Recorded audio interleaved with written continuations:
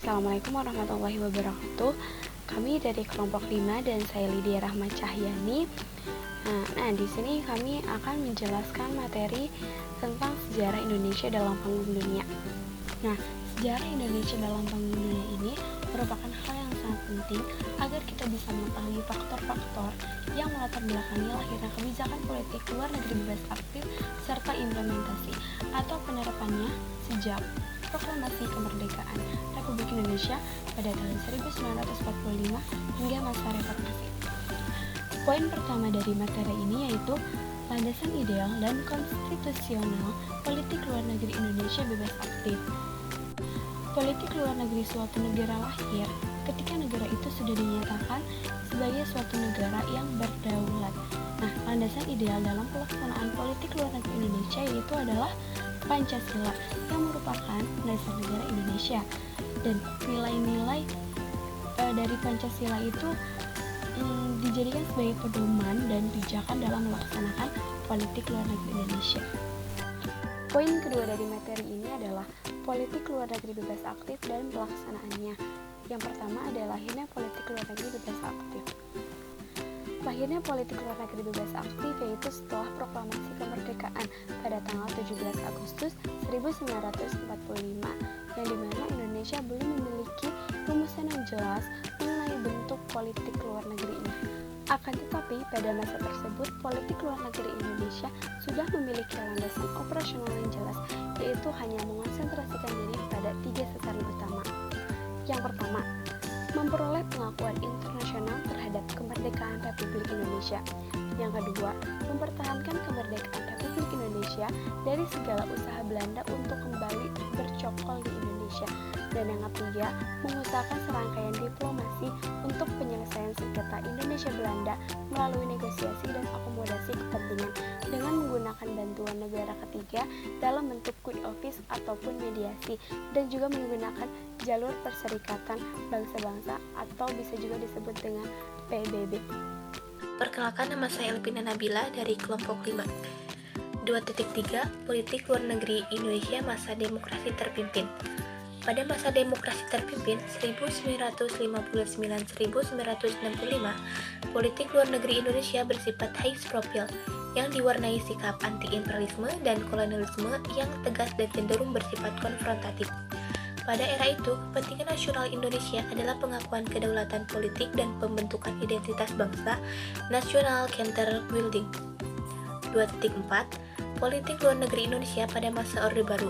Pada masa Orde Baru terjadi perubahan pada pola hubungan luar negeri Indonesia dalam segala bidang. Pada masa pemerintahan Soeharto, Indonesia lebih memfokuskan pada pembangunan sektor ekonomi. Pembangunan ekonomi tidak dapat dilaksanakan secara baik tanpa adanya stabilitas politik, keamanan dalam negeri maupun di tingkat regional. 2.5 Politik luar negeri Indonesia era reformasi. Orientasi politik luar negeri Indonesia di awal reformasi masih sangat dipengaruhi oleh kondisi domestik akibat krisis multidimensi dan transisi pemerintahan. Perhatian utama politik luar negeri Indonesia diarahkan pada upaya pemulihan kembali kepercayaan dunia internasional terhadap Indonesia serta memulihkan perekonomian nasional. Politik luar negeri Indonesia saat itu lebih banyak dipengaruhi oleh perkembangan politik domestik daripada politik internasional. Peran Indonesia dalam upaya terciptakan perdamaian dunia. Pelaksanaan Konferensi Asia Afrika KAA 1955, berakhirnya Perang Dunia II pada Agustus 1945. Tidak berarti berakhir pula situasi permusuhan di antara bangsa-bangsa di dunia dan tercipta perdamaian dan keamanan. Ternyata beberapa bagian dunia, terutama belahan bumi Asia dan Afrika, masih ada masalah dan muncul masalah baru yang mengakibatkan permusuhan yang terus berlangsung.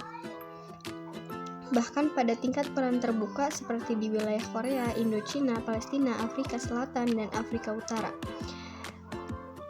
Gerakan Non-Blok Non-Aligned Movement (NAM), gerakan non-blok BNB atau Non-Aligned Movement (NAM) adalah suatu gerakan yang mempelopori oleh negara-negara dunia ketiga yang beranggotakan lebih dari 100 negara yang berusaha menjalankan kebijakan luar negeri yang tidak memilih dan tidak menganggap dirinya beraliansi dengan blok barat atau blok timur. Gerakan non-blok mempresentasikan 55% penduduk dunia dan hampir 2 atau 3 anggotaan PBB. Misi pemeliharaan perdamaian Garuda. Pengiriman misi Garuda yang pertama kali dilakukan pada bulan Januari 1957. Pengiriman misi Garuda dilatar belakangi adalah konflik Timur Tengah terkait masalah nasionalisme Tarusan Swiss yang dilakukan oleh Presiden Mesir Gamal Abdul Nasir pada 26 Juli 1956. Perkenalkan, saya Muhammad Fariza Rianaudi. Saya di sini menjelaskan tentang peran Indonesia dalam menciptakan perdamaian dunia. Yang keempat ada ASEAN. Pada tanggal 5 sampai 8 Agustus diselenggarakan pertemuan antar menteri luar negeri dari 5 negara, yaitu Indonesia, Malaysia, Singapura, Filipina, dan Thailand. Dan pada tanggal 8 Agustus 1967, para menteri luar negeri tersebut menandatangani sebuah deklarasi yang disebut Deklarasi Bangkok. Yang kelima ada Organisasi Konferensi Islam atau OKI. Adalah organisasi internasional yang terdiri dari negara-negara Islam dari seluruh dunia. OKI terbentuk pada 22 September 1969. Deklarasi Juanda. Pada tanggal 13 Desember 1957, pemerintah rakyat Indonesia mengeluarkan sebuah klaim atau pernyataan yang menjadi salah satu dasar kedaulatan wilayah yang baru setelah proklamasi kemerdekaan RI tahun 1945 dan konferensi meja bundar tahun 1949. Karena pernyataan tersebut dilakukan pada masa Perdana Menteri Juanda Kartawijaya, maka lebih dikenal sebagai Deklarasi Juanda. Jakarta Informal Meeting atau singkat dari JIM 1 dan 2. Pada tahun 1970 di Kamboja terjadi kudeta yang pada saat itu dipimpin oleh Pangeran Norodom Sihanouk. Ketika itu, Pangeran Norodom Sihanouk yang sedang berada di luar negeri, keponakannya yang bernama Pangeran Sisowat Sirik Matak bersama Lonol melakukan kudeta kekuasaan. Sejak peristiwa itu terjadi perang saudara yang berlangsung lama dan berlarut-larut.